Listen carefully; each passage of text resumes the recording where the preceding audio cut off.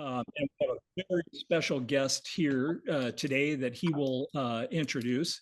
And he'll set out this sort of format that we had in mind here. So in any case, I saw the Texas Chainsaw Massacre, and I thought that was the scariest film I'd ever seen. I'm not so sure. Now it might be replaced by Bad Faith. So in any case, we just made the guest laugh. So in any case, ground rules: don't talk over people, don't dominate the conversation, but let's just have a good sort of free for all. If it gets too wild, I'm going to ask people to raise hands. So Stephen, I'll turn it over to you right now. Why don't you go ahead? Great. So I just want everybody to know I only invite guests that have my name and spell it the correct way. I wanted to start out. All right. So first, before we get started, and it's great to have our guest here, and I'll introduce him formally in a second, but I just want to make a couple of Democrats of the Red Rocks announcements on future events that are really important. So the first one is on August 29th from 5 to 6:30 p.m. There is going to be a DORR. Hello? Who's talking? Anybody? Okay. There will be a DORR special event called What You Need to Know About Project 2025. And the special guest of that, and this is really serendipitous in a number of ways, the special guest is Andra Watkins, who has become very popular for her Substack column newsletter called How Project 2025 Will Ruin Your Life. When she first started at the beginning of the year, it was How It Will F Your Life, but she came to her senses and cleaned it up. She'll discuss the many ways the Trump transition project will affect our day-to-day existence if he gets elected, which we know is not going to happen. From the treatment of women to the abolition of the Environmental Protection Agency to pushing a Christian agenda on citizens in exchange for public benefits. So this will be a Zoom meeting. Invite your friends all over the country. And by the way, Andra is going to be my special guest a week after I had Stephen on my KAZM radio show between 8 and 9 tomorrow called The Patriotic Progressive, which I started last month. Which you can live stream on mellowmountainradio.com. So if you want any more information on that, just text me in the chat. The second announcement is the Democrats of the Red Rocks Meet the Candidates Picnic on September 15th, 1:30 to 4 at the Hubbard Posse Grounds indoors. $20 online, $25 at the door. The usual snacks and 50-50 raffle will happen, but it's to hear the candidates, the local candidates for the November election. Jonathan Nez running for the Congressional District 2 against he who shall not be named.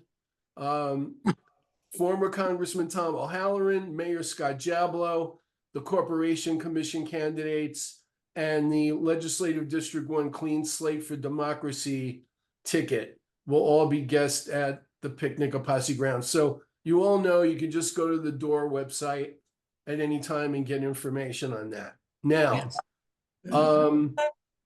should I introduce Stephen now or talk about the movie a little bit before we bring him in? Either one. Mick, what do you think?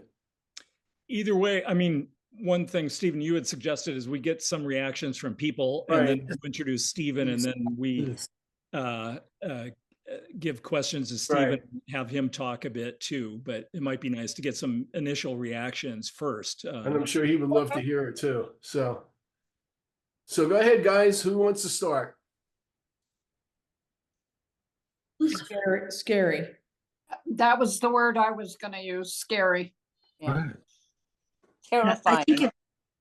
I think the chainsaw, whatever you said, was the chainsaw movie. I probably repressed that, but this one I cannot get out of my mind. It was difficult. Yeah. It reminded me that I've heard before that religious right has been working toward this for years and years and years. And they've infiltrated our school boards. They've infiltrated everything along the way. Yeah. It's amazing to see. Yeah, and it's just so, I mean, It's such a powerful organization, and it's just amazing. I mean, it's so sad that they're so misled. Yeah. You know, Yeah. when They're had- going to die and go to hell because of what they think. you know, I had Stephen on my radio show last Saturday morning, and one of the things I mentioned to him was that, you know, going into the 2016 election, which I think we all, and I'd be surprised if anyone didn't believe that Hillary was going to win that election. But going into that election, I felt even if Hillary won, the biggest threat to the country was white supremacy because of the kind of stuff that Trump was saying, and he's kind of proven it out. Now, you know, 8 years later, almost 8 years later, and especially after watching Stephen's incredible film, I think Christian nationalism may be even the bigger threat. And in a lot of ways, they are kind of go hand in hand. They're you know, they kind of work together. It's hard to figure out exactly which is the more powerful. Yeah. But whether Christian nationalists or all white supremacists or all whites, you know, how that Venn diagram, you know, comes together. And I'm sure Stephen can talk a little bit about that when we talk to him later. Comes together in the Supreme Court. Yeah. That's terrifying. Yeah. And then there was the moment in the film when they actually connected to that ding dong hymn that any of us that ever went to church sang, "Onward, Christian soldiers." I have thought about that so much and have thought for years, honest and truly, what was the thought on this whole thing in the beginning? Just a crusade. Well, I was under the illusion that people came to this country to avoid exactly the kind of thing that we're going to. It was a separation of church and state, and that there would be no national religion, and that, you know, freedom of religion, there would be all different ways to worship or to have a spiritual life. And so I think I've been under, you know, this is a false idea of the founding of the country. And when it went back to Thomas Jefferson and, you know, in the film, and I realized, you know, what some of the founding principles really, you know, what the arguments were, it was really devastating. I have to rethink what I learned. Well, I think that the country was not set up as a Christian country. Well, You know? what's more insidious about the right wing and is what they're doing with Christian nationalism is that this Republican Party, if it even exists anymore, was supposed to be totally on board with the notion that the Constitution was sacrosanct. You know, and one of those pillars is separation of church and state. Exactly. So, but you know, they're hypocritical about most everything. So, you know, we can't listen to what their supposed, you know, interpretation of the Constitution is anymore. I think And one of the things that I learned from the film was that there's been an undercurrent of this always in our history. And I think if you look back to like the Puritans and the Calvinists that set up shop in Rhode Island and Connecticut, I'm sure they were sort of Christian Talibans, and you know, there wasn't space for other religions and things there. So that's what I really learned. Right. They all want freedom of religion for their religion. Yeah, exactly. Yeah. So maybe, Stephen, do you want to introduce our director at this point? Absolutely. So Stephen Ujlaki is the writer, director, and producer of Bad Faith, Christian Nationalism's Unholy War on Democracy. He's a professor of screenwriting and former dean of the School of Film and Television at Loyola Marymount University in Los Angeles. Stephen has produced over 30 feature films and documentaries, including Patriotism, Inc., which was a film against the Vietnam War, and With Intent to Harm, which advocated prison reform. While the dean at Loyola Marymount, he produced the Hollywood Masters, which included 50 filmed interviews with Hollywood and European movie greats, a series that was sold to Netflix. Stephen is currently a professor of screenwriting at Loyola Marymount and a member of the Academy of Motion Pictures Arts and Sciences. And like I said, I was really thrilled to have him as a guest on my Patriotic Progressive radio show last Saturday, where we talked about the film. And Stephen was my special guest for an hour, and I really appreciate him being here again tonight. Stephen, welcomes. Thank you for doing the film. And are you ready to be assaulted with questions? You're muted. You're muted. Unmute. There you go. How is this? Can you hear There me you now? go. There you Okay, go. great. Okay, I just wanted to say two things before I get questions, and that is the issue of white supremacy and Christian nationalism. Christian nationalism is based on white supremacy, and white supremacy has been supported by churches from the beginning. And in fact, that's what makes it so insidious. Whatever the social situation was, including slavery, pre-slavery, or rather slavery than post-slavery, the Baptist Church was solidly on the side of the slave owners, and throughout into civil rights time and so forth, the church had been against integration. They believed that segregation was biblical. They also believed that white supremacy was biblical, in spite of the fact that Jesus was a Palestinian Jew.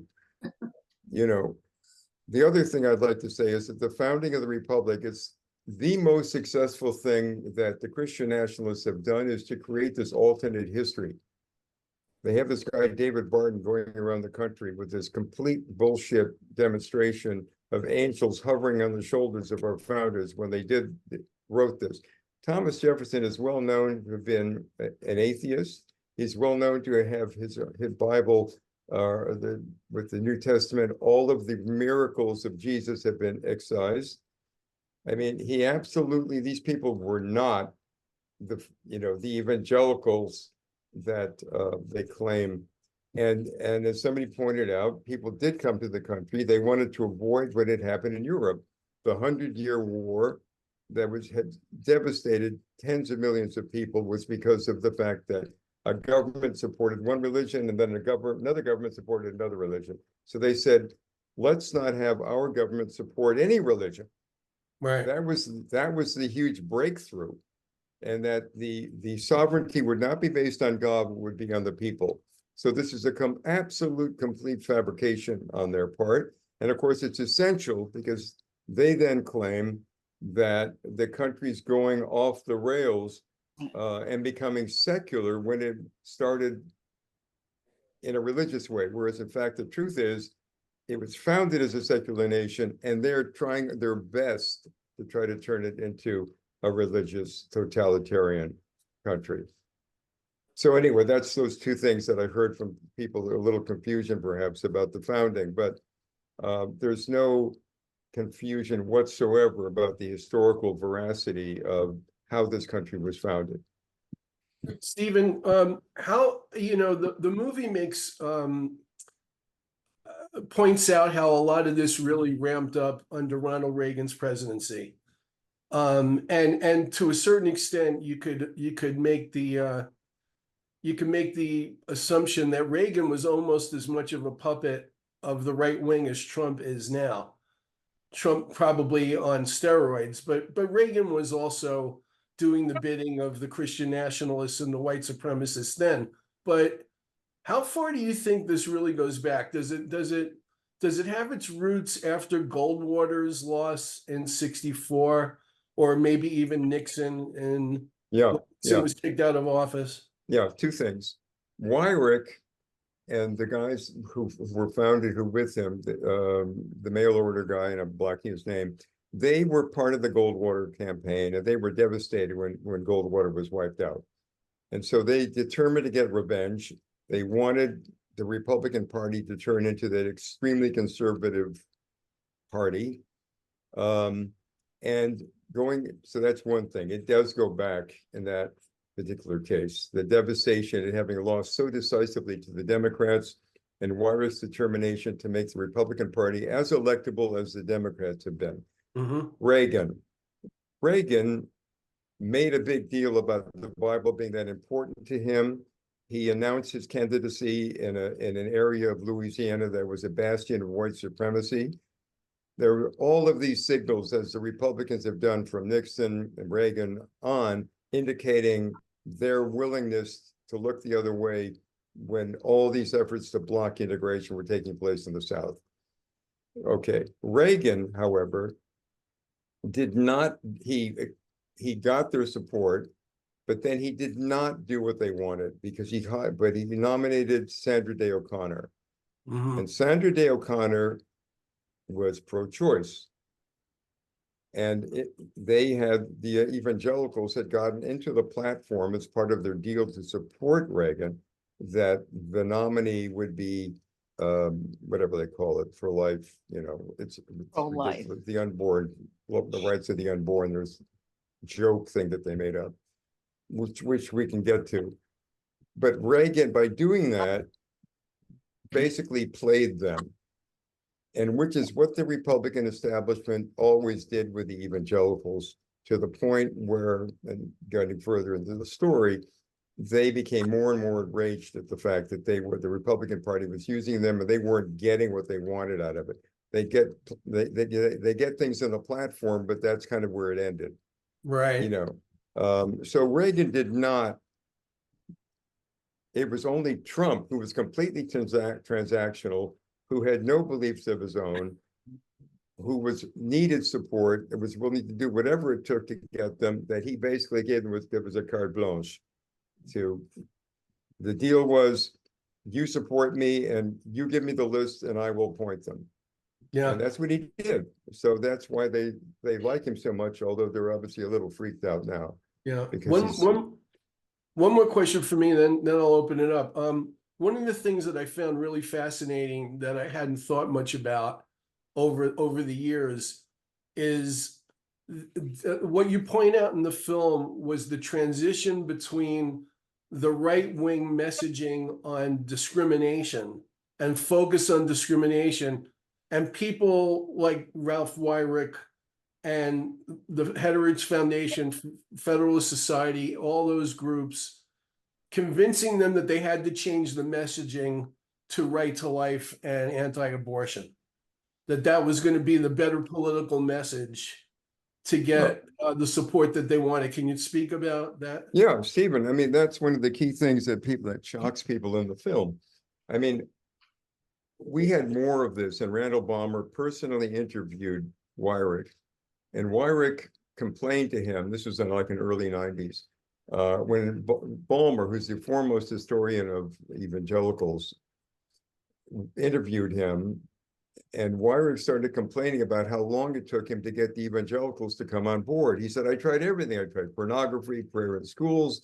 I tried, you name it. I could not get them interested in getting involved with us until their tax exempt status of their race academies, the quote Christian academies that were created as integration in the South, turned out to be a joke because people withdrew their children from the public schools and they got into these private schools, and these private schools were still considered tax exempt. So a Supreme Court decision finally came along that said that no organization that discriminates can be considered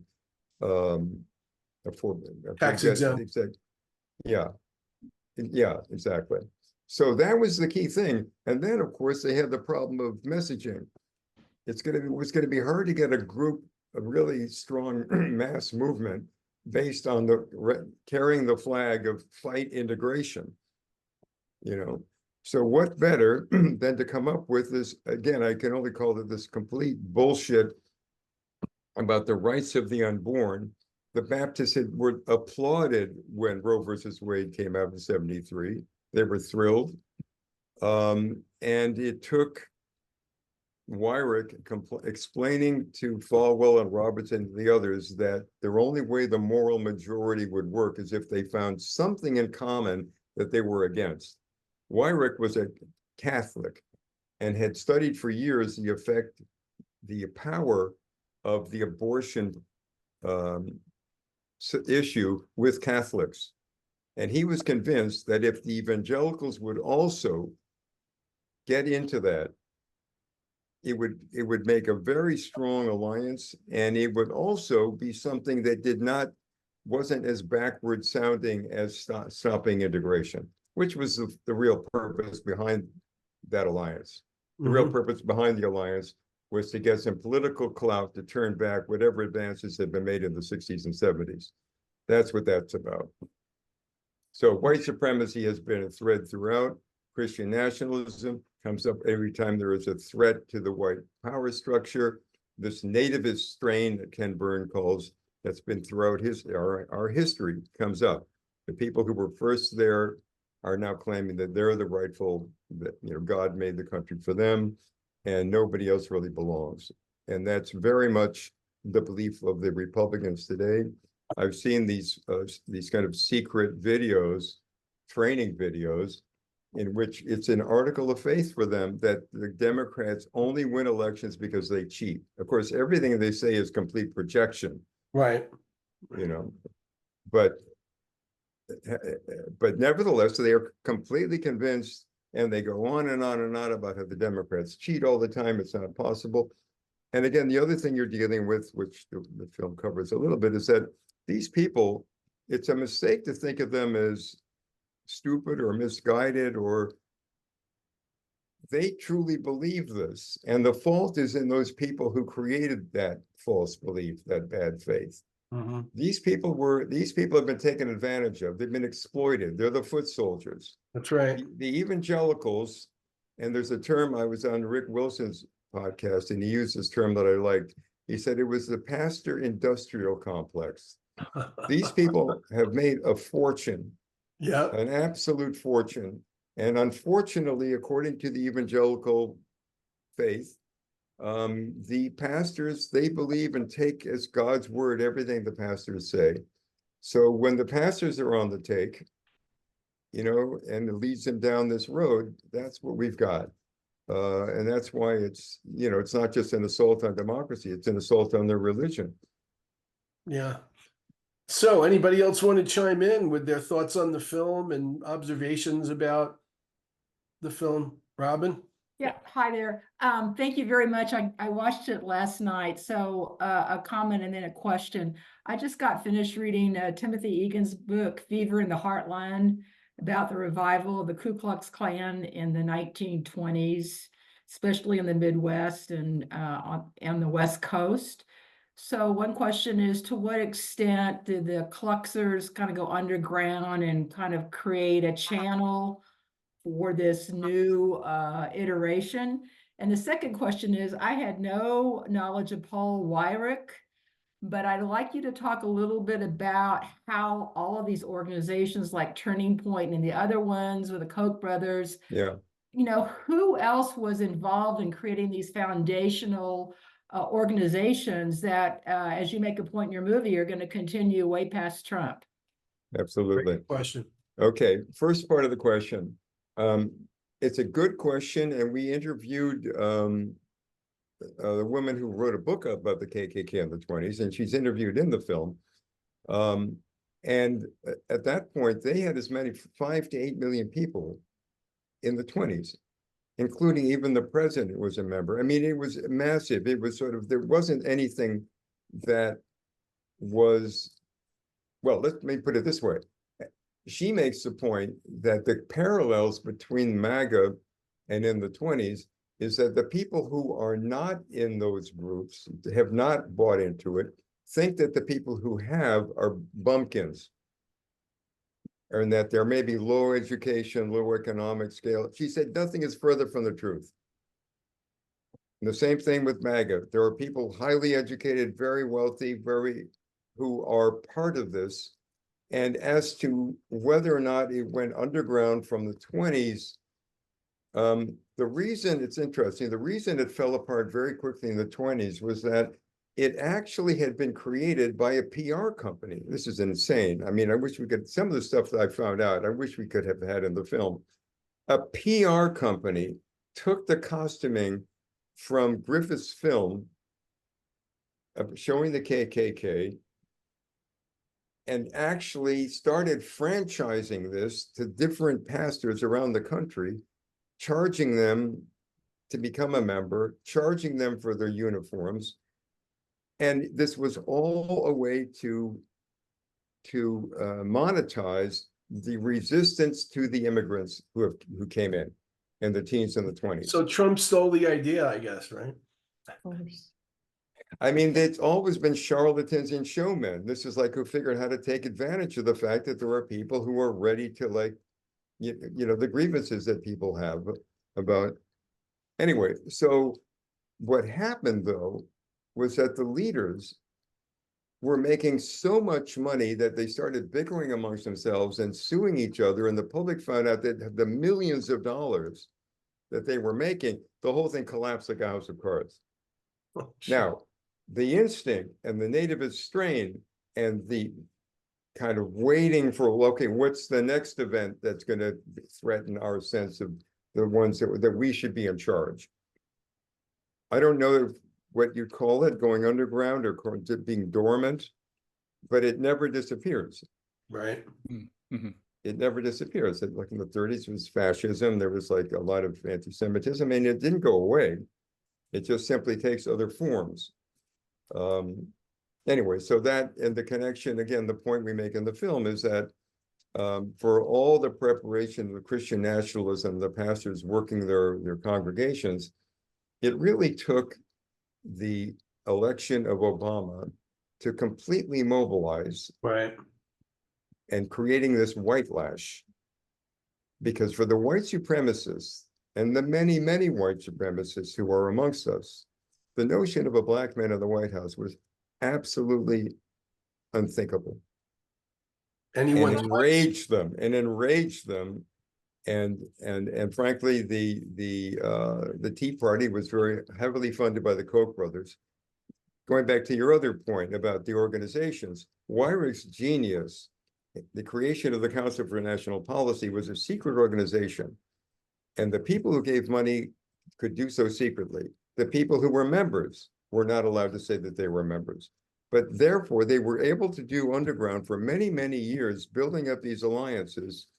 And it's actually now that they're coming out in the public with the Heritage Foundation and Project 2025, you understand why Weyrach was smart enough to stay in the shadows. Right. Because it turns out these things are highly unpopular. And if they're not cloaked in either religion or a so-called, pseudo-populism, and they're exposed for what they are, the majority of the country is absolutely going to reject it. So, yeah, anyway. I just want to interject real quick. I just got through watching a 3-part series on the History Channel on the history of the mob, especially the mob in New York. Yeah. And I bring that up because the reason why the mob fell apart going into the 80s is because you had this new generation of Dons who wanted publicity, who were out front, and the old guys, said, "What are you doing? This is going to be the death of us. We're supposed to be, we're not supposed to talk. We're not supposed to be out there." So the mob connection is, on purpose. We talk about the bubbling up of this every so often, over time, and that's certainly been the American story, but it's, I think, not only limited to America. We see that also around the world, and I'm kind of wondering from you, Stephen, what your thoughts of that are. We see religious nationalism in Turkey, in particular India now, Israel, a lot of places, and you haven't even touched on John Hagee, but I'm wondering, do you know of why, or do you have any theories about why internationally and around the world this seems to be bubbling up right now in this day and age? Well, it's a very potent mix, religion and nationalism. It's incredibly potent. If you think about it, you take it with somebody who's brought up in a certain faith, a certain belief, and then you tell them, okay, if you really want to act out your belief, your faith, this is what you need to do. And then you add to the flag to that. So you've got the combination of this patriotism, and I did a documentary about that 50 years ago, how patriotism was used to, to justify the Vietnamese War.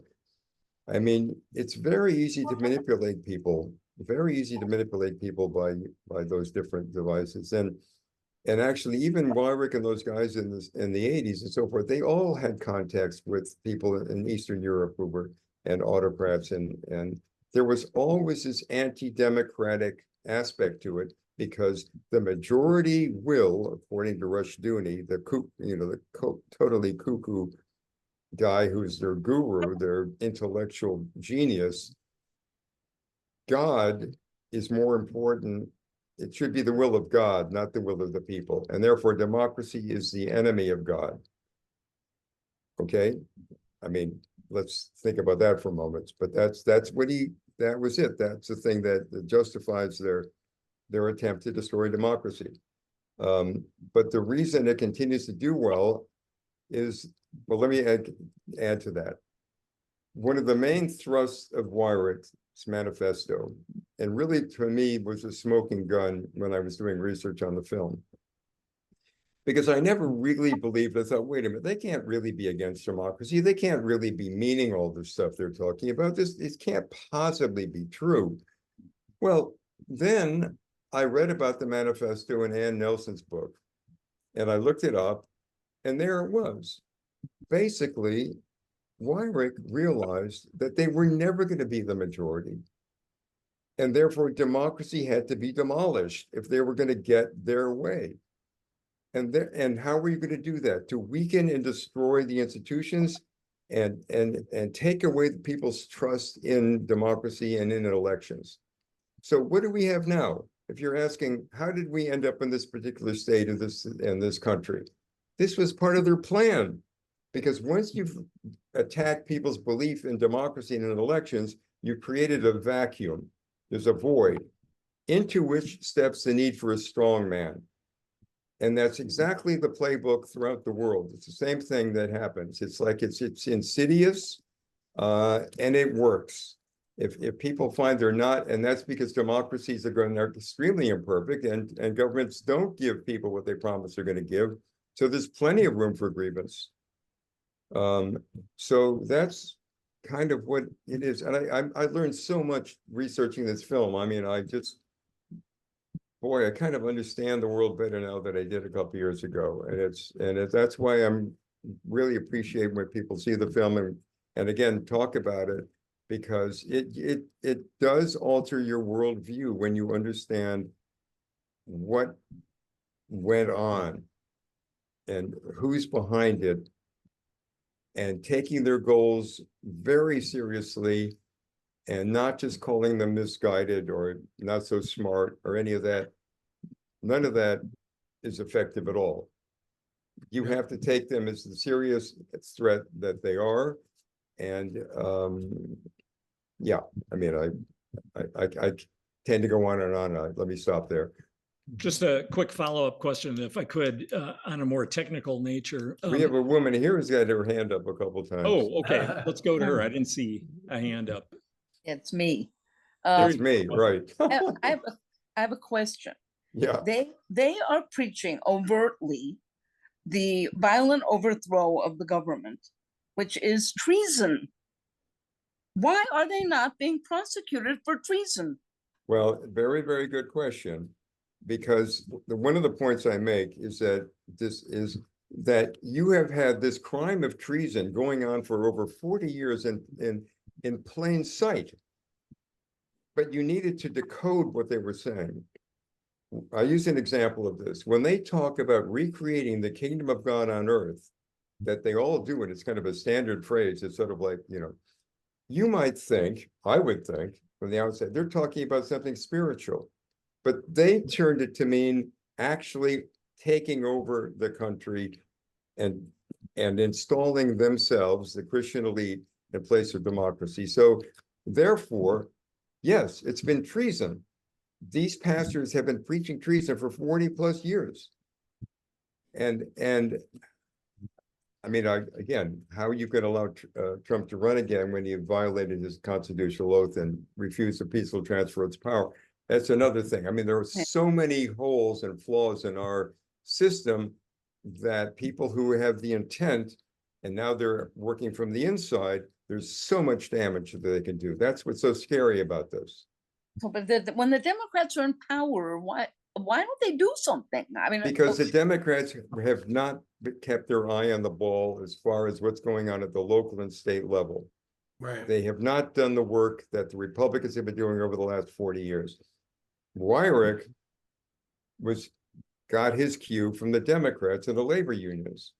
He saw that the labor unions were essentially captive Democratic votes. He said, we have to create the same thing. And his vision was that he turned the evangelical churches into those very same captive votes. And that's what he did very successfully. And then And he killed the unions at the also same focused time. on the local. He says at one point, winning the election is just the first step. That's when our real work begins. So he was always wanting to absolutely totally take over the entire apparatus, starting from the lowest level to the highest. And that's why we're stuck in the situation that we are. The Democrats were not paying attention. Who is next? You got to unmute. You have to unmute. Unmute. Yes, I'll go. Hold on. I'm I Marge. want to follow up on Wyrick. Hold on. Because you just talked about him and. Marge, and you're you next. just- Pardon? No, We're Marge is doing- next. Go ahead. Marge and then Ellen. Oh, okay. I'd like to know who and how group psychology is being taught to these leaders. I'm sorry, I missed the word. Who did? Group psychology. Oh, group psychology. psychology.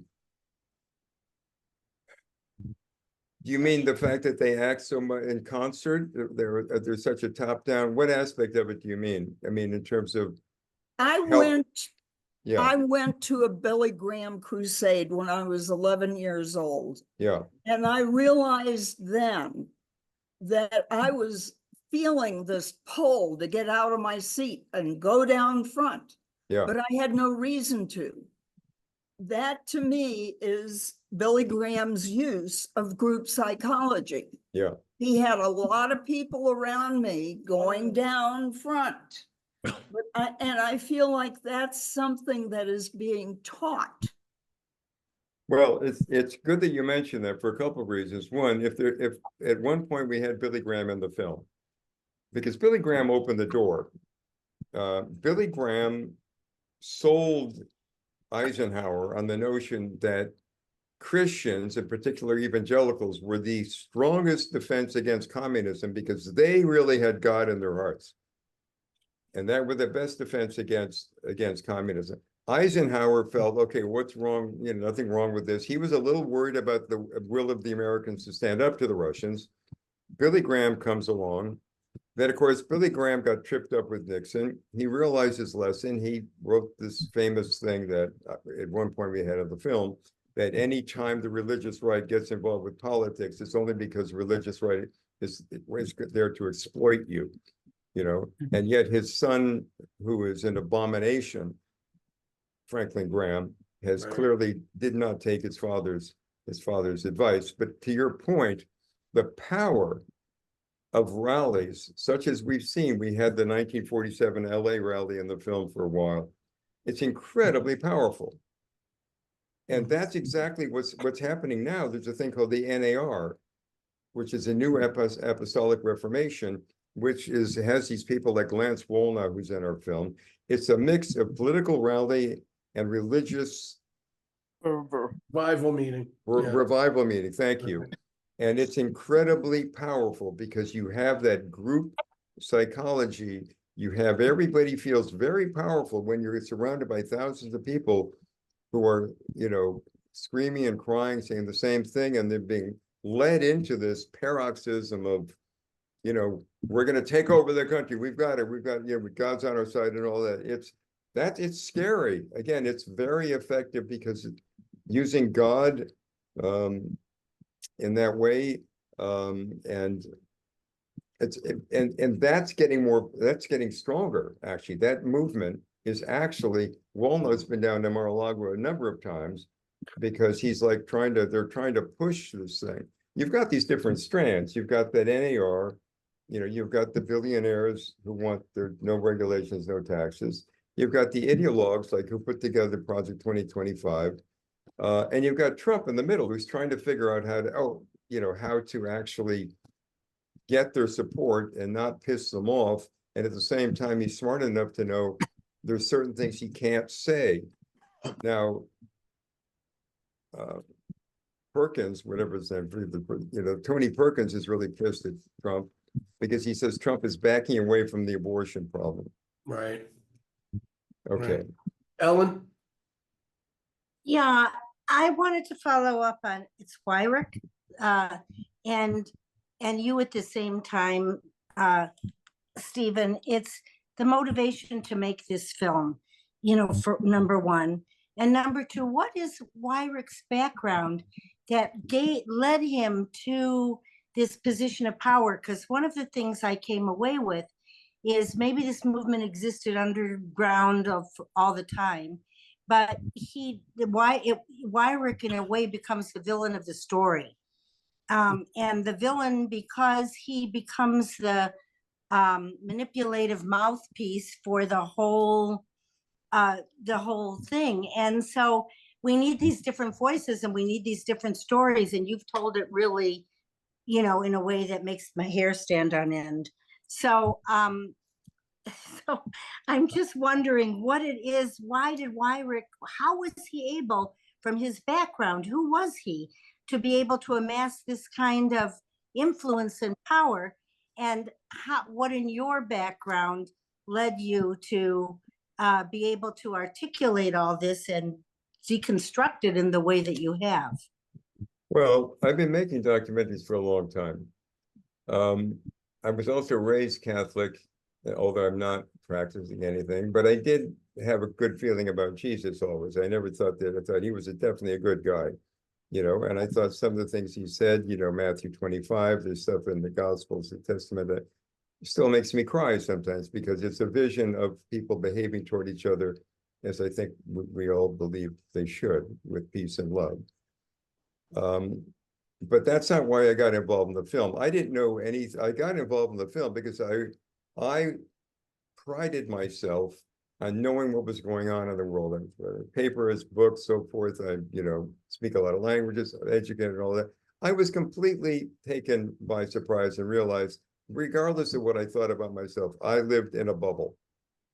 And therefore, doing the film was me taking a trip outside the bubble to try to find out all the stuff that I either had not paid attention to or that I disdained or had contempt for or that I felt was irrelevant.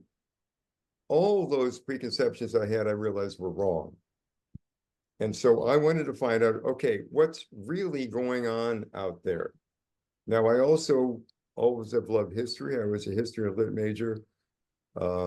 And I loved doing the research. I read a lot of books, found out a lot of stuff. And it took a couple of years for the film to actually take shape.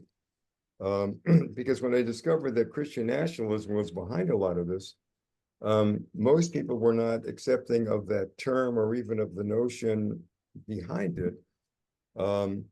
And some of the interviews I did with people, I didn't think I could show in the film because they were too radical.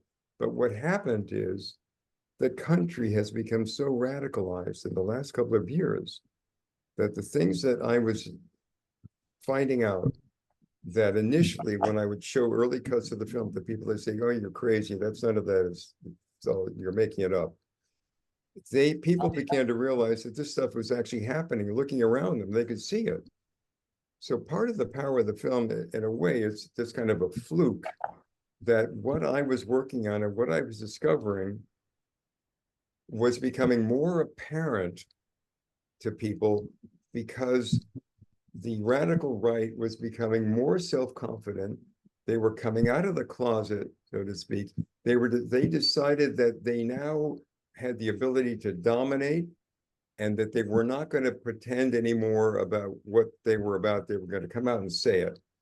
Okay, simultaneously, people started, when they started seeing early cuts of the film, they responded more strongly.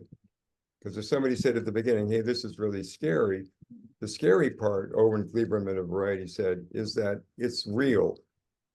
not like a horror film. That's what's really scary about it. Right. It's scary and it's actually happening. That's right. So I, and then the notion of having it be finding progressive evangelicals like Reverend Barber or Jonathan Hartgrove, people whose concept of religion or of Jesus aligned with my own in a way that it was progressive. Mhm. It was progressive. Right. If you're going to use Jesus, and people like Russell Moore, who are conservatives, believe you should not be using religion or Jesus for anything, it's a heresy, although he agrees that Christian nationalism is a heresy. But I do believe that it's a very potent force, and we can see how much bad it does, but it also has the potential to do a lot of good. Because in the 60s and 70s, there were religious leaders who were very progressive. There were the Jesuits. I went to Jesuit high school, then I went to Harvard. It was not, you had very liberal faith leaders in the 60s and 70s. Yep. And the sad, tragic thing is that the religious extremists have been so successful in turning the clock back that now it's more of a rare thing that you have these. They're a real minority, these progressives. Right. I mean, I had an interview with a woman who writes a column for the LA Times, and she said to me, do you think it's really an aberration that we've had this progress with civil rights, with women, with gays? Do you think this is just a blip and it's going to go away? And I said, that's terrible. You should say that. That means you've fallen for their propaganda. That's exactly what they want you to believe. Mhm. They want you to believe that the progress that's been made is an aberration. I mean, it's incredibly insidious. You have to look at everything you believe about everyone and everything and re-examine it, because we're all prisoners in a way of, beliefs and concepts that we've had for a long, long time. Yeah. I mean, so anyway, so the film was very much a reawakening for me. It was also at a personal level. I was never that interested in doing entertainment films. My interest in film always had to do with art or politics. I went to a French film school. I was lucky enough to intern for DORR. I lived in Sweden for Bergman. I had a very high idea of what could be done in cinema. And then when I did a bunch of documentaries when I came back to the States, when I came out to LA, I realized that they could have been selling cars, making cars. This was like Detroit. Nobody gave a shit about, I stopped telling people that I did documentaries because they had said to me, what? Why would you do them? There's no money in them. I didn't tell people I went to Harvard because it would be, I would be considered too elitist and I would not in touch with the masses as they were. I mean, it was really, for me, it's a return to the reason I got into film many, many years ago. So that's what's gratifying about it at a personal level. Great. It's Ellen, educational. It's educational. That's Yep. what film should be. Educational. I Ellen, just want to respond by saying one of the strongest lines for me watching the film was to remember that Jesus was Black and he was a Jew. Yeah, no. Hey, surprise, right? Yeah.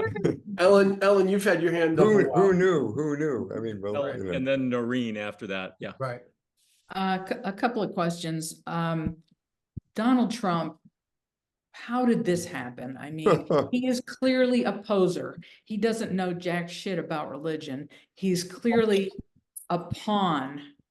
And how he landed up in this position and how the people that are supposed to be godly are buying off on grabbing women. Yeah. Three wives, multiple kids with different wives. I mean, his moral character is so different than what you would normally think of as religious people. Do you think he is just a pawn that they are using him? And he's so much of a narcissist that he believes it's his magical power that's making him so appeals so much to people that are so different from him. He cares about things like tax cuts for the rich. I mean, and this is so far from where these people seem to be in their churches and the pastors. Are they using him? Well, no, they are. He is this. That's a good point, because I say that he is both puppet and puppeteer. I mean, the reason they ended up with him was because he, and all the evangelicals were against him for a while. They were reacted with horror.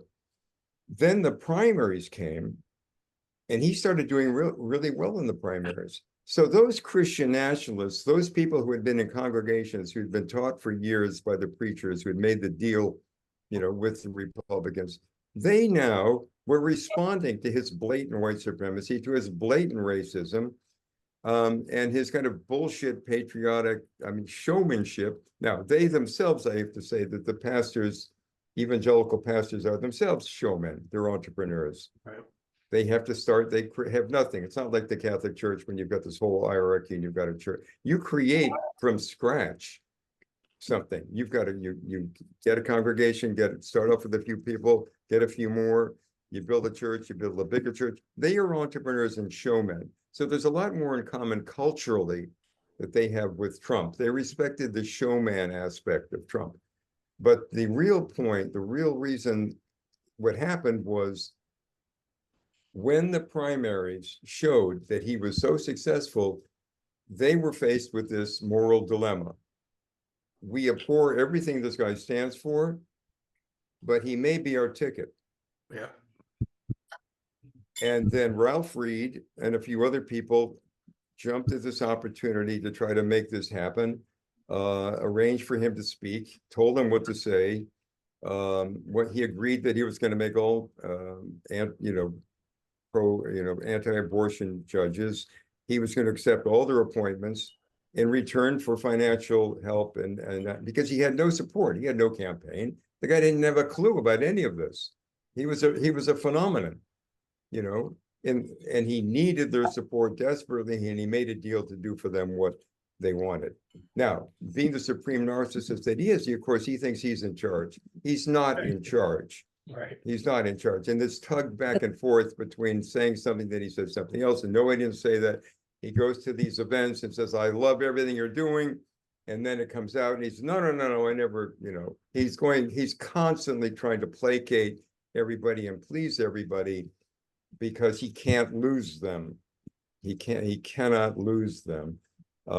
So he is more puppet than puppeteer, but because he's crazy, and because he's completely undisciplined, they are all freaking out. The billionaires, the evangelicals, the ideologues, because he's now self-destructing, which of course, from a Shakespearean point of view, I was always waiting for this moment when this character, who exceeded far beyond his abilities, and this completely freak occurrence, would at one point collapse, would implode because he overstepped himself. So we'll see. Hasn't happened yet, but there are signs that that's happening. And of course, if that were the case, these people who bet on him would, realize that they're going to have to find somebody else next time around. But they're not going away because they're the real threat. He's the guy now. He's the hood ornament. He's a hood, and very successful because he's so distracting that you think he's much more.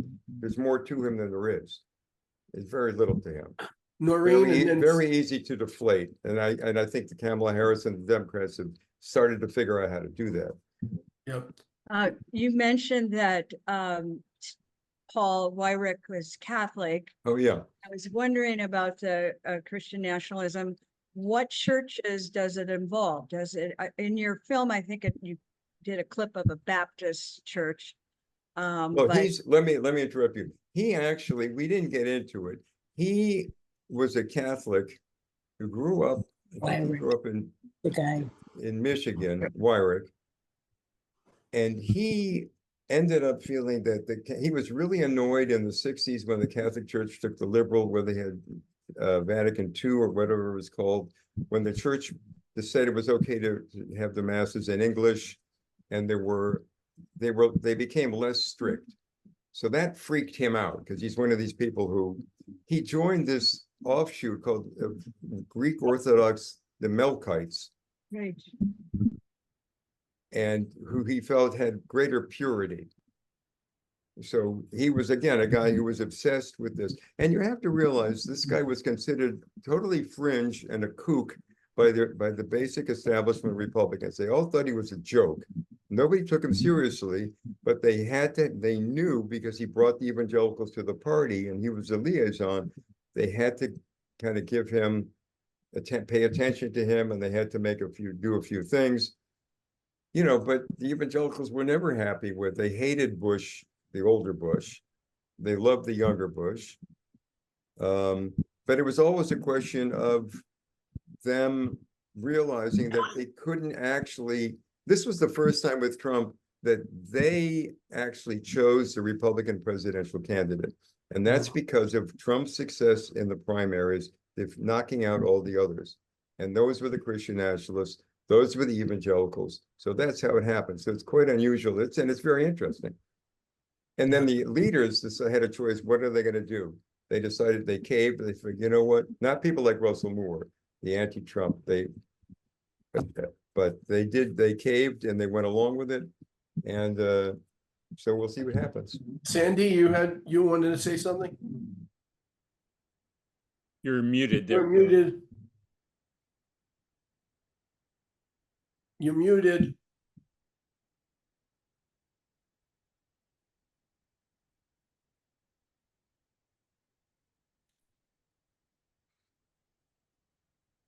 You're muted, Sandy. She doesn't know where the mute button is. No, we're not. Yeah, where are Who want- Nancy, go ahead. We'll go to Nancy and then back to Sandy if she Yeah, can. I just wanted to say thank you for Yeah. making that film. It was, I mean, I kind of knew what was going on, but the detail and the description of how that all got started. And, you know, it is very frightening to watch, you know, when I knew something was going on, but your film was very descriptive about how it all happened and what's going on now. So I appreciate and want to thank you for the film. Well, but what you're saying is very much what I heard from a lot of people, that people had glimmerings of stuff. They knew a little bit, but they never knew the whole picture. And this picture helps connect the dots. Mhm. You understand Yes. that there was a logic Yes. to all this on the Yes. part of the bad guys, So that thank it's you. all, none of this thing was by chance. And those suspicions you may have had here and there were very, very well founded. And one other point, the mainstream media does a terrible job of communicating. They're terrified of anything that has Christian in it. They're terrified of anything about race. The New York Times calls these people conservatives when they're extremists. Right. Nobody seems to be willing to face up to the fact that this is an enormous threat to our country and its democracy. I asked a friend of mine who's well-connected why. He said they're making too much money. They don't want to scare people. Great. That's comforting, right? Looks like Sandy's. I want to scare people. You have to scare people to scared us. understand what's going on. I didn't make it to scare people, but yes, in fact, Okay. everybody who's seen the Nick, film maybe said the you first have thing to they say is that it's understand. scary. They said, but wait a minute, use that scary thing to actually do something about it. Yeah. Not just to go, oh my God, it's scary. That's what I hope. Make the next step. Yeah. Can I jump in? Sandy is still muted, unfortunately. I had a Can I- quick question for you, though. In speaking of Catholicism, there's Catholicism as a whole world, from liberation theology to super conservative folks. And now J.D. Vance is a recent convert to Catholicism. Yeah. What are the conservative strains of Catholicism that are part of this Christian That's a good nationalism? question. Listen, let me tell you, there's a whole other film about the Catholic extremists. I mean, I felt really, we had a screening in DC a couple of months ago, and I met Heidi Pribula, who works for Publica, and she has done a series of exposés on Leonard Leo, and she's been paying the price. They've really heavily attacked her and her family. And I said, I didn't want to get into the Catholic thing. And she said, you're lucky you did, because then you'd really get hit. You think, they're much more vicious than the evangelicals, according to her. But Leonard Leo, Opus Dei, yeah. I mean, the Catholics are every bit as ferociously extremist and anti-democracy as as the evangelicals. It's just, the film was originally many hours longer, and I had to cut it down because people were getting bored when I'd have early cuts, and people said, why is there so much history? Get to the present. Ellen? No, but it's true. And I said, but you've got to go through the history. But I needed to move it along in a way that people didn't feel that they were getting stuck into something they had no interest in. So it's and I love history. I don't think you can. You don't know anything about what's happening in the present unless you know the history. Period. I don't care when and that's my problem with young people, because history has been not sufficiently appreciated, which is one of the reasons why I think a lot of them feel stranded. Stephen, do you personally do the editing on the film? No. Okay. I used to edit. I used to edit, and I love editing. Editing is the most fun there is. Yeah. But when editing went digital at that time, I was working for HBO as an executive, and then I would be basically working with editors who knew it. And so but I love editing, and my mind works that way. So it's like I kind of look at something working, not working. It's the most fun part. I hear you. I hear It's you. the Ellen, most you're fun up. part. Ellen? Yeah, I'm looking toward the future now. Yeah. Now that Kamala Harris has decided that she's Black, Right. are we going to have, I mean, will this thing amplify even more with her in the White Good House? question. In the White House. I mean, Yeah. okay, assuming, let's say She you're not wins. talking about the election campaign, you mean when she gets in the White House? Once she wins, Absolutely, Yep. absolutely, because he's predicted a bloodbath. absolutely. Yeah, and in I mean, they fact, had a hard time with in a Black fact, man. Can you imagine a Black woman? there was I had an interview with Tavis Smiley, get better. who has a radio show a couple of days ago. And he told me that he was there at the inauguration of Obama in 2004, and Harry Belafonte was there. In 2008, I'm sorry, in 2008. And Harry Belafonte was there, and he was crying. And Tavis asked him why he was crying, and he said, well, partially out of happiness, but also partially out of fear about what's going to come next. Because Black people know you don't have to convince them about white supremacy. You don't have to convince them about how this country's run. And yes, the answer is it's going to be something, a Black woman. This is the incredible, it's the antithesis to what Trump stands for, which makes it such a fascinating campaign now. He's a racist and he's a misogynist and he's running against a Black woman. And he's like not doing well yet because his hits aren't going down so well. So let's see what he comes up with. Donald? Yes, I appreciate all the research that you've done and all that. I'm over 90 years old, and I think all those things that you said are true, but I now believe that they're beginning to come to an end.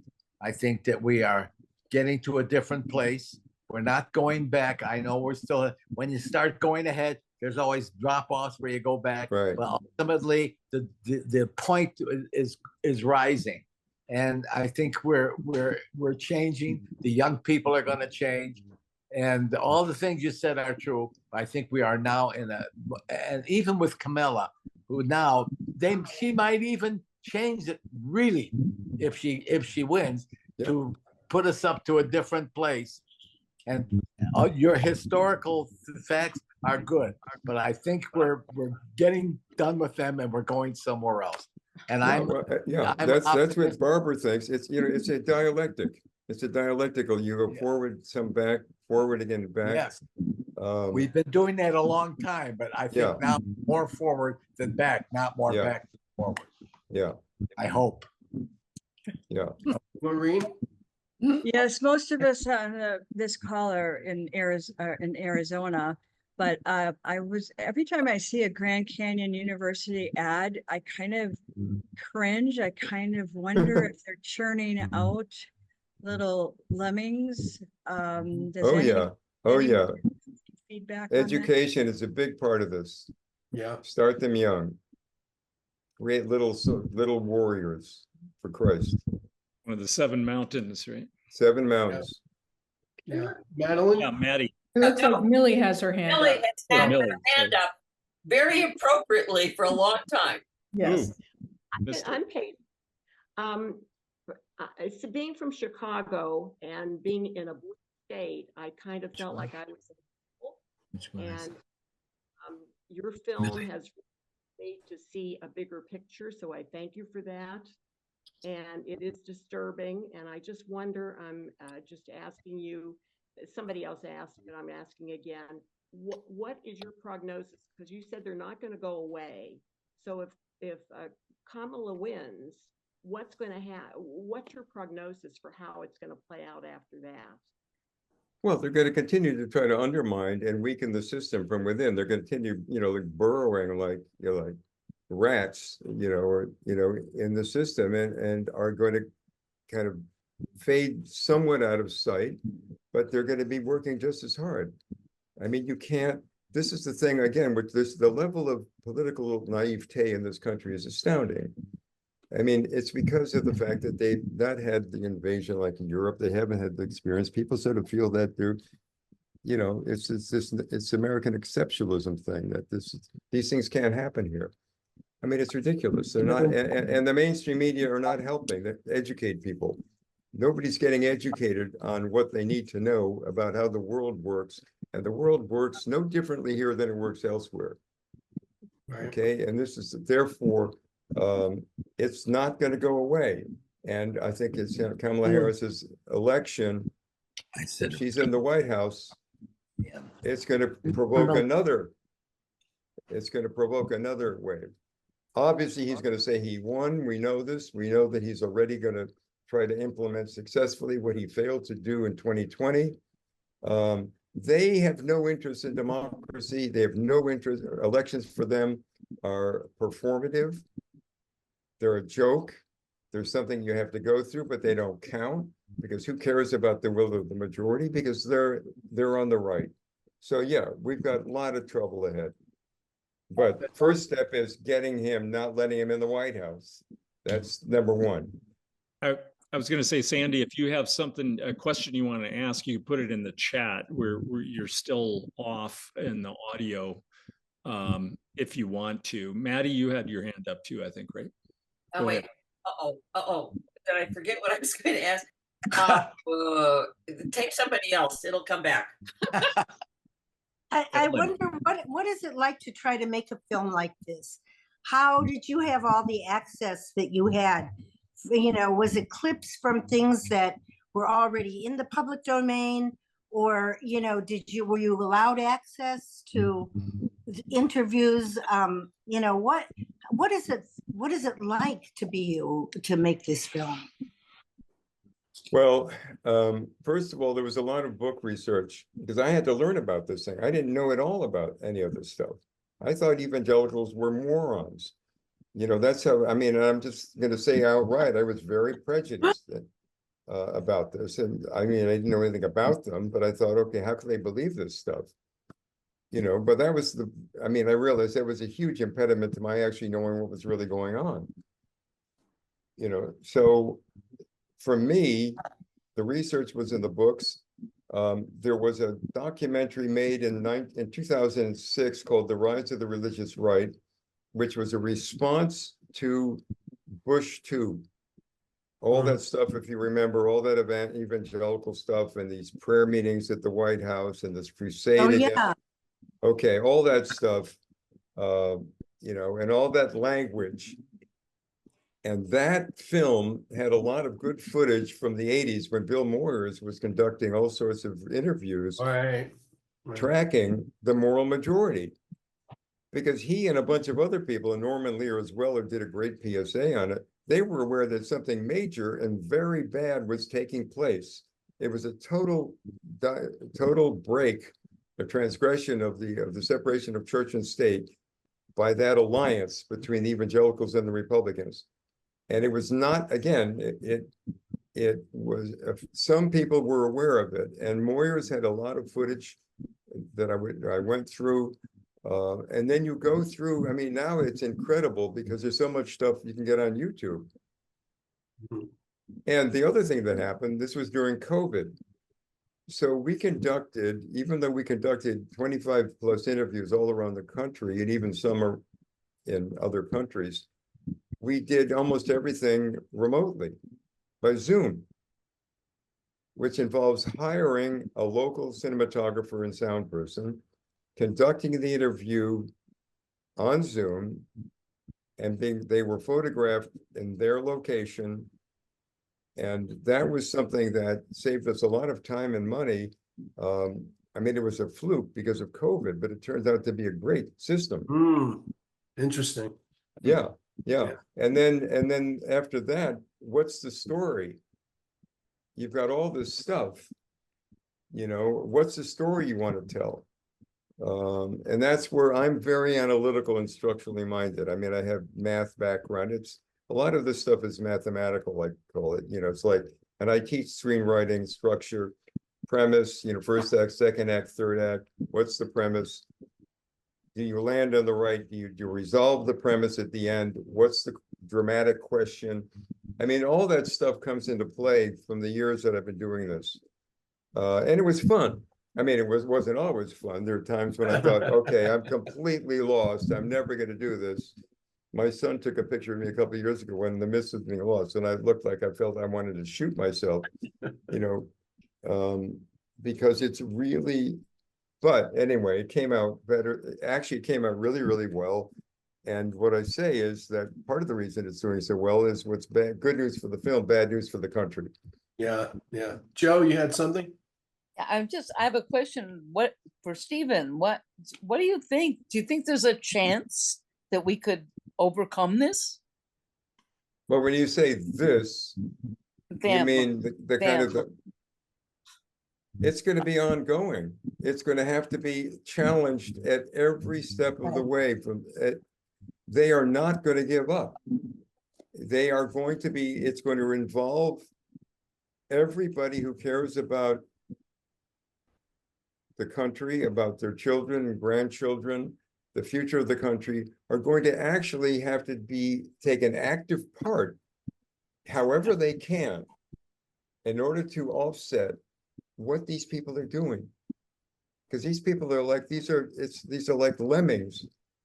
Yeah. I mean, they operate, it's all with one mind. There's no reasoning with them. There's no way when they attack my film, it's never substantively. It's because I was called this is a good line. I was called the religious left, which I thought was actually kind of accurate. But they, of course, took that as something horrible because the religious, you know. Yeah, I want to add something to that to respond to what Joe said or asked. You know, Kamala getting the presidency will be awesome, but we need the House and the Senate as well. Yeah. And not only that, but if you really want to talk, you know, what Stephen's talking about, how we stop this. A lot of this insidious Christian nationalism is going on in state legislatures. And local, you know, local school board, school boards. Yeah, Mick was kind of a victim of this himself when, you know, with his boycott movie and situation, when you know, Christian nationalists in state legislatures are, you know, passing legislation based on their religious beliefs, you know, and their political beliefs in terms of Israel. Yeah. Oh, so yeah. It's gotta be in the grassroots up, you know. Yeah, it does. Absolutely correct. It has to be grassroots. It can no longer be that we're counting on other people to do it and we're donating a few bucks, and that's not going to cut it. Right. That's not going to cut it. People have to learn. Noreen, yeah, go ahead. In the movie, there was a quote that it says 17 to 18 million evangelicals don't vote. So how can we target them? Yeah. Well, that's what Reverend Barber talks about. He said, don't ever discount, don't ever think that they necessarily believe what you think they believe. And the truth of the matter is that many, many younger evangelicals are leaving the church because they're so disgusted with what's been happening. I mean, Yeah. they actually have faith and they believe in certain tenets, Christian tenets, and they're not seeing that reflected at all in what's going on in their churches, and they're leaving. So I mean, it's constantly in flux. That's the thing that makes it sort of difficult. It's mutating all the time. It's mutating. It's this live cancer that keeps changing shape. And it's something that requires a lot of attention to dealing with but once you identify who they are and what they're trying to do, it's a lot easier to actually combat it. And again, I believe it requires a real commitment on our part. And I come from sort of a 60s activist, and we need to see more of that today. Yep. You know, amongst young people. And I know that it's because of Gaza, which is, I agree with that. I just wish to God that we get rid of Netanyahu. And I wish that they would then focus on what's happening in our own country. Yep. With the same passion, Yeah, Maddie, you remember. Okay, so at this point, how do you get the Democratic Party to step up to the fact that they don't know how to toot their horn very well, and that they, over the years, as I've been part of this, it's just like, wait a minute, you guys, can you get a decent PR firm that could help you do this? That you could see that you're actually make people believe what you're actually doing for them. I mean, what? I mean, it's and I know. I mean, I am so proud of everything that the Democrats of the Red Rocks have done and accomplished since 2016. It is just, you know, those girls from my book club just stepped out and did it. Thank you. Great plug, Maddie. Great plug. Right. Okay. Go ahead. Let me just say this. I have a call with my editor in about a minute or two. So if maybe one last question, and then I really have to jump off. Who wants to do it? Who wants to ask?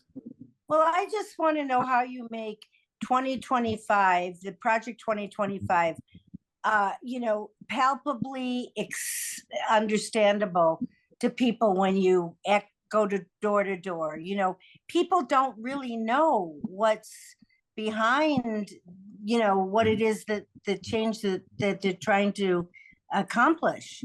Okay, that's a good question, because we're, in fact, the reason I need to talk to our editor is we're adding in a little bit more about Project 2025 at the end of our film.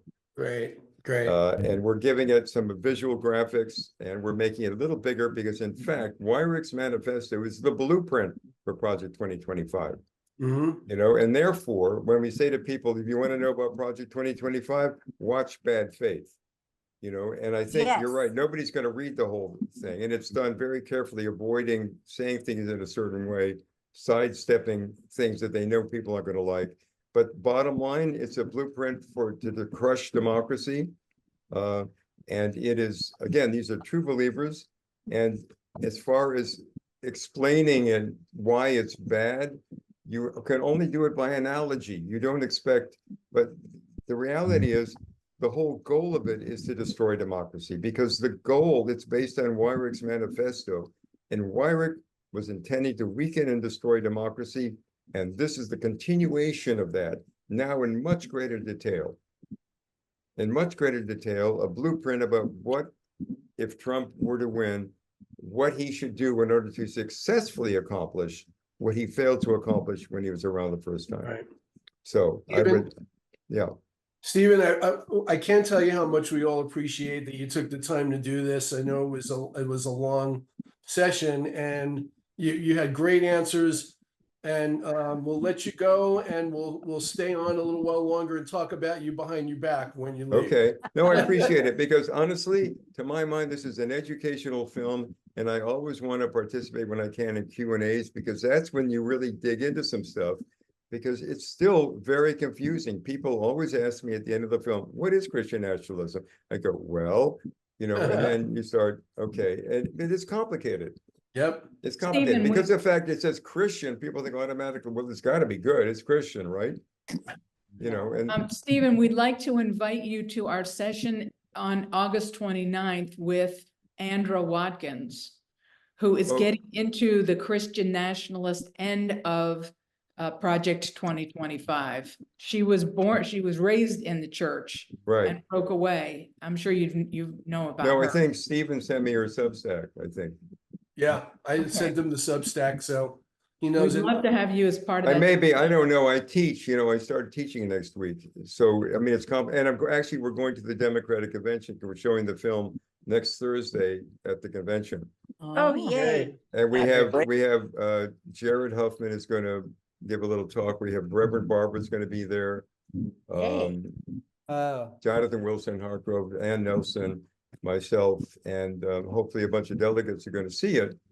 And again, we're trying as much as possible to get these Democratic regulars to consider using the film in their districts. Yeah. Absolutely. Well, thank you so much for making Okay, the film. all right, Thank okay, you, my pleasure. Stephen. My family and friends. My pleasure. Great Okay, film, Thank great you. film, Thank Stephen. you. Congratulations. thank you. All right. Okay. Either guys, yeah, people are welcome to stay on and chat Yeah. or whatever. Usually So, at the end, though, we talk about what other films we might want to discuss in can I the just- future. I don't know if Before that's we too go- soon to throw it out there, or I Go ahead. just Before we do that, I just want to amplify what Ellen said about Andra Watkins. Yeah. So Andra's, to answer the question about how you can understand Project 2025, Andra Watkins has been doing this newsletter since almost the beginning of the year, and she does an essay almost every week deconstructing some aspect of Project 2025 and how it's going to affect us. There is a focus on Christian nationalism, but she talks about, you know, all the different draconian things that they want to do about education and women's right to choose, pornography, you know, The environment. education, the whole gamut. So if you have Substack or you join, you know, you're on that, try to find Andra Watkins' newsletter, and that'll go a long way in educating you. or yeah, Noreen. Stephen, I just want to suggest that you do one of those DORR benefit films at the Mary Fisher and show this film. We were thinking about that. Yeah. We thought about that first, and then we decided to do this. Why can't both be done? All right, well, Yeah. without getting into a long explanation, it's a little bit tricky at the film festival for this kind of movie because of the Christian nationalism. Yeah, right. You know, the board at the International Film Festival now apparently is more of a 50-50 Republican Democratic split than it used to be. And so if we were to do that, the only way we could possibly even do it is if we rented out the theater. Yeah. You know, so that the festival wasn't kind of attached to it. Yeah, that'd be good. Yeah. We could pair it with 2,000 Mules, Yeah, right. a double feature. Yeah, right. Noreen had a question. Yes, on Project 2025, Red, Wine, and Blue, isn't that right, Ellen? Red, Wine, and Blue has a 4-page summary, a good one on Project 2025. So it really breaks it down nicely. Yeah. And then for all of you who want to know what to do to make this change, one of the things that is new on the DORR lineup is Parade to the Polls. And we did it 4 years ago, and it's going to be October 14th. And so you're all invited with any wonderful cars or trucks or vehicles that you have, and we will be Village of Oak Creek, then the ballot boxes there, and then Sedona, and then on to Cottonwood. So it's a good show for our enthusiasm, and that dropping your ballots early is important. Great. Fantastic. So any suggestions for films to discuss coming up? Any burning ideas? Yeah. Well, there's this War Room thing that's coming out that's almost as scary as this one. You know about that? What did you say? War Room? Yeah, it's a new film that's coming out, and it's basically a simulation. It's a movie about a group of people. Some of them are actual people who have been in different administrations, who are gaming out what would happen if a Republican presidential candidate tried to do a coup again. Oh, scary. Yeah. Yeah, and so they meet like in an underground bunker, and they game out all the scenarios and how they could stop it. Is But this it's a new movie. It's just coming out now. Yeah, It's out I now. don't know that people will be able to get that at home. Right. It's at the film festival, I think, this week. yeah, maybe in several What's it months. called? Down the road. Yeah. War Room. War Room. Okay, Okay, but they're gonna show that, but, Right. yeah, right. Why would they show okay. this? Yeah, right. I'm gonna talk to Patrick. Well, that's probably like a major studio movie. Yeah. And this one is, kind of a small independent company. Yeah. What about Civil War? Yeah, That's, that could Oh, be. yeah. it's, I haven't seen some that. people rate it as one of the 10 best movies of this year. Yeah, we Oh. could see that might become available. I know it wasn't couple of months ago we were looking at that, but that might be a good one. I know it's not overtly political in terms of the ideology you see, but it would still be very interesting to discuss, I think. George, you got your hand up over there. Yep, guess it a comment. Absorbing all of this information made me think of one outstanding oxymoron we have. It's on our currency. In God we trust. Now all of this fake ad. Good True. point. I think that wasn't that a recent development? Yeah. Oh, yeah. Like it's like only 100 years old or so. when No, that- Wasn't that in the 50s or? Yeah, it was the 50s, Yeah, it may have been, right? Yeah. Eisenhower. We I better like- not let Trump Yeah, win again. or we'll Eisenhower be in did a trouble, lot. we trust. Yeah, at some point, he wasn't terribly helpful. Yeah, right. Okay, well, great to see you guys. I'll probably sign off here. I don't know if others are or not, Yeah. but Yeah, if you wanna- time for dinner.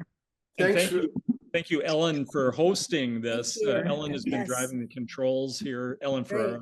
Oh, and had a great time at the convention. Yeah. Thank you you. Yeah. masks, maybe. Yeah. Absolutely. Thank you. Maybe I'll stop in and see Stephen. and I want to Yeah. All right. Thanks, wanna- Stephen everybody. and Mary. I want Thank you both for to doing this. paraphrase Martin Luther King that we moved from Sedona and now I've seen the mountaintop. It's right outside here.